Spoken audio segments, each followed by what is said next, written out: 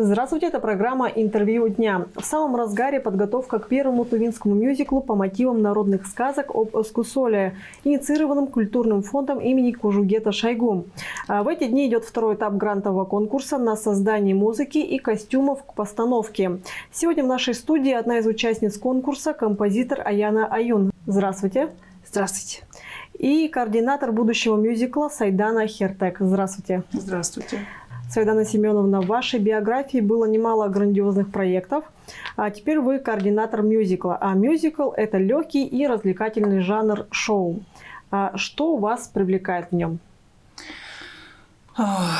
Скажем так, мюзикл – это легкий, привлекательный, развлекательный жанр, как таково. Это кажется так. На самом деле это очень интересный, сложный, синтетический жанр, подготовка, которая требует очень серьезных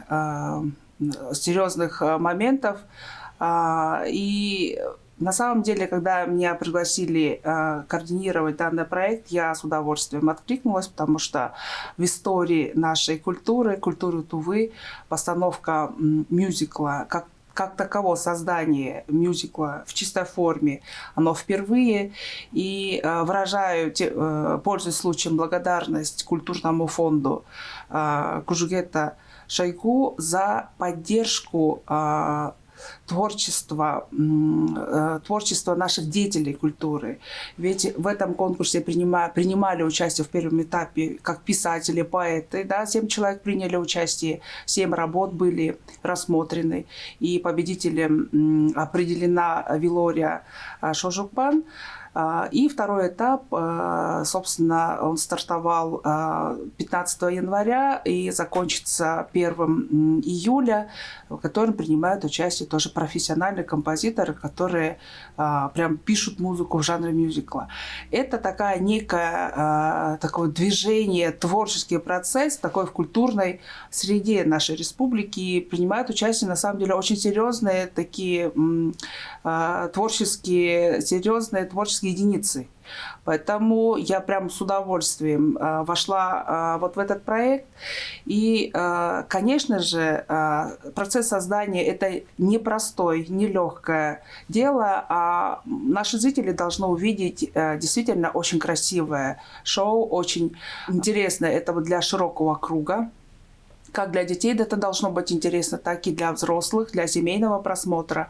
И недаром выбран сюжет именно по мотивам тувинских народных сказок об Ускузоле. Ведь фольклор, традиции, культура, да, лежит именно в сказках. Вот для пропаганды, для возрождения, скажем так, тувинских традиций, в частности, таких героев сказок, да, прототипов, выбрана вот эта тема. И это не случайно, это вот для возрождения, скажем так, для сохранения семейных ценностей. А чем тувинский мюзикл будет отличаться от мюзиклов, которые ставят на сцене других регионов? Конечно же, это первый тувинский мюзикл. Он будет на тувинском языке, но с переводом на русский язык. То есть вообще условие первого конкурса было таким, что писатели-конкурсанты должны были представить на 2 языках. На русском и на тувинском эквиритмичном варианте. Это удобно для синхронного перевода и в то же время для исполнения не тувинскими актерами. То есть можно исполнять на языке оригинала, на тувинском языке, но и при постановочном процессе, например, на другой сцене можно было бы исполнить на русском языке. Аяна Дугироловна, как вы принимали решение по участию в конкурсе и что вас мотивировало? Когда нас позвали и сказали, что вот такой проект будет, у нас просто сразу, можно сказать, был ответ «да». Потому что я сама сейчас работаю концертмейстером у нас в театре. Я знаю, у нас артисты очень музыкальные. И, может быть, уже несколько лет уже как бы думаю о том, что наши артисты должны именно играть в мюзикле. очень много есть музыкальных спектаклей, которые наши артисты исполняют. И я уже как человек, уже работающий в театре, это был просто технический вопрос. И мы сразу сказали, да, конечно, будем работать. Если не секрет, сколько процентов музыки вы написали? Всего надо музыке написать 15 номеров, но это уже еще неизвестно. Режиссер может быть потом попросить какой-то изменить, либо убрать. Поэтому в процентном соотношении даже я не могу сказать. То есть это такой секрет, все-таки секрет. А насколько отличается музыка именно в мюзикле? Там же наверняка есть какие-то правила. В основном композиторов как учат? Сначала мы учим все правила. Есть такие предметы, как гармония, полифония. То есть там учат по правилам. Потом, когда ты уже изучил все правила, ты сам выбираешь свой путь и как бы идешь своим путем. И там как бы правила, они немножечко как бы стоят в стороне. Здесь нету таких вот строгих правил. Ты здесь уже ориентируешься на образ, на содержание, на артиста, который будет исполнять, на сюжет, на драматургию, то есть вот такие моменты. И здесь как бы есть такая общая тема, как драматургия. Всегда есть начало, завязка, потом кульминация и развязка. Да, вот эти 3 точки, конечно, они должны соблюдаться. Но как бы композитор, он точно не ограничивает себя, особенно в мюзикле. Есть такая музыка, например, сонатная форма, да, вот в таких формах есть правила. А мюзикл, там правила, наверное, единственное, что должно быть ярко, интересно зрителю, так как это театр. Мюзикл – это театральная музыка, не чисто инструментальная, а театральная. И здесь должно быть просто пожелание, наверное, что ярко, красочно должно быть. Сайдана Семеновна, кто будет режиссером постановки? Будут ли это местные деятели культуры или приглашенный специалист?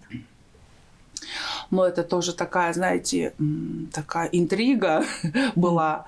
Мы, организаторы, очень долго думали, проводили переговоры с нашими режиссерами. Конечно же, у нас на нашем театре есть музыкальные спектакли.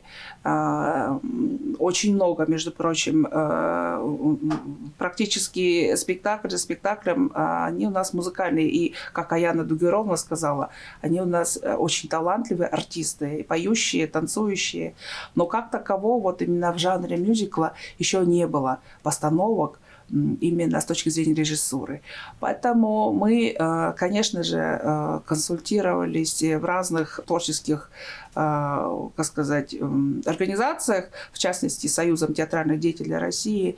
У нас были проведены большие переговоры, вследствие чего нам был рекомендован режиссер-постановщик. Это у нас Лебедев Александр Юрьевич, человек достаточно известный, очень опытный режиссер музыкального театра. Закончил в свое время Санкт-Петербургскую консерваторию по музыкальной режиссуре. Ими очень много поставлены известных мюзиклов, оперет на разных театральных площадках, начиная от Донецка, Санкт-Петербурга. И, конечно же, практически ими охвачены все музыкальные театры Сибири. Красноярск, Челябинск, Новосибирск, Омск. Человек большого опыта, как и наши режиссеры, так и артисты, так и мы все у него будем учиться. И вместе с ним приезжает его команда, сценограф, видеодизайнер, художник по свету Мариинского театра Алексей Тарасов. И в качестве балетмейстера-постановщика к нам приедет Андросов Николай Николаевич, человек, который работал всю жизнь в ансамбле Моисеева, человек, который знает в региональных, в национальной, вернее, хореографии достаточно много не на словах, а на сказать, на практике. С удовольствием они согласились принять участие в нашем проекте. И мы, конечно же, очень ждем их приезда, начала работы. Кастинг уже исполнителей уже практически заочно на сегодняшний день ведется работа по определению исполнителей. И буквально вот 15 числа к нам приезжает режиссер-постановщик и сценограф. Здесь у нас уже будет такая плотная работа с техническим оборудованием нашего театра и с артистами. Аяна Дугировна, есть ли у вас ранее написанная музыка для театра? Для театра есть. Когда я заканчивала, мой педагог Владимир Николаевич Синегин по композиции, он, когда я только закончила, он говорит: Аяна, интересуйся театральной музыкой. А дело в том, что я еще, когда в колледже заканчивала, я поступала в кукольный факультет. И вот как-то у меня сестра, актриса, и театр как бы мой второй дом. И я не пропускала спектакли. И музыка в театре меня всегда интересовала. Потом я уже поступила как музыкальный режиссер. И вот театр и музыка, они вот так и так у меня как бы вместе, да, по жизни. И самое интересное, когда какой-нибудь спектакль идет, я с детства прислушивалась к музыке, как музыкант, как композитор.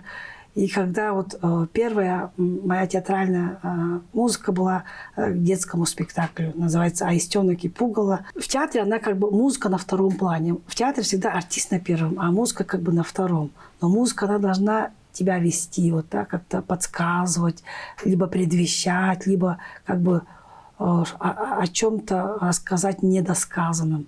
И вот эта вот функция музыки меня всегда интересовала. И вот у меня 3-4 написанные спектакли для театра кукол и, наверное, столько же для нашего национального театра. В каких жанрах вы пишете музыку? Ну вот сейчас, получается, у меня в основном театральная музыка преобладает. Но есть песни в основном. Люди заказывают, например, там, просят. И песни, наверное, все композиторы пишут. Это такая маленькая, такая, но такая тоже иногда трудоемкая, иногда аранжировки делает. Ну, то есть композитор, он очень многое делает. Он иногда переделывает недописанные песни, и иногда оркестровки пишет. То есть вот это вот все у нас сейчас есть. Все композиторы так работают. Такого большой работы сейчас нет. Вот сейчас работа над мюзиклом идет. Свидана Семеновна, расскажите, пожалуйста, нашим зрителям, когда можно будет увидеть премьеру спектакля и на каких языках это будет? То есть это будет синхронный перевод? Рабочий срок нашей премьеры – это декабрь. Конечно же, очень короткий срок, очень сжатые сроки для постановки, для новомасштабного проекта. Почему мы говорим масштабно? Это, во-первых, действительно, вообще мюзикл – это такой сложный, большой жанр, в котором принимают участие не только актеры, но и там и балет, и хор. И если по итогам нашего второго этапа конкурса будет выбрана, вернее, станет победителем та музыка композитора, который написал для оркестра, ну, придется еще оркестр в яму посадить у нас, в театральную яму. То есть это вообще, на самом деле, очень крупная такая постановка. Имея в виду вот всю эту техническую сложность, такие сжатые сроки, это, конечно же, для нас большой риск. Но мы очень даже стараемся, рассчитываем каждый день, то есть у нас что-то происходит в подготовительном плане. И, конечно же, техническая подготовка нашего театра тоже беспокоит, но мы работаем над этим. Ведь все-таки жанр мюзикла – это шоу, театральное, да, это зрелище. Поэтому мы очень надеемся на наших приглашенных постановщиков. И, конечно же, сами будем прилагать большие усилия. Весь театр, можно сказать, очень-очень заинтересован. Вообще наши музыканты, вся культура, вот в частности, все наши композиторы, практически все, да, композиторы занимаются сочинением музыки по мюзиклу, а это крупный жанр, на самом деле, крупный жанр. И вот вы спросили, существуют ли какие-то правила для мюзикла. Конечно же, это определенная форма, это определенный жанр, который диктует свои, скажу так, правила. Это должно быть действительно зрелищно, там должны быть и хоровые, и танцевальные, и оркестровые, и сольные, и ансамблевые номера. Ну и, конечно же, это с эффектом шоу, и там и театрализация, и игра должна быть. То есть такая сложная вещь, но мы его должны подать очень легко, интересно, красочно, чтобы это понравилось нашим зрителям. Планируется ли в будущем гастроли по городам, а может даже и за рубежом? Конечно же, да, это все ставится на перспективу, на дальнейшую перспективу. Почему вот на 2 языках это очень важно, чтобы можно было и петь, исполнять, да, на русском языке, не просто для синхрона, да. Это мы уже второй раздел, этап вот этого процесса работы над мюзиклом будет, это его продвижение на других театрах. Ну и, конечно же, будем стараться, чтобы вот этот мюзикл еще был фестивальным, конкурсным, чтобы он принимал участие в таких больших международных фестивалях музыкальных театров. Есть фестивали мюзиклов. То есть как бы уже пора выходить за рамки уже существующих. Мы хотим развития больше, чем есть. Спасибо, что пришли к нам в студию и поделились очень интересной и полезной информацией. А я напоминаю, что у нас в гостях был координатор будущего мюзикла Сайдана Хиртек и участница конкурса, композитор Аяна Аюн. Всего хорошего. Спасибо.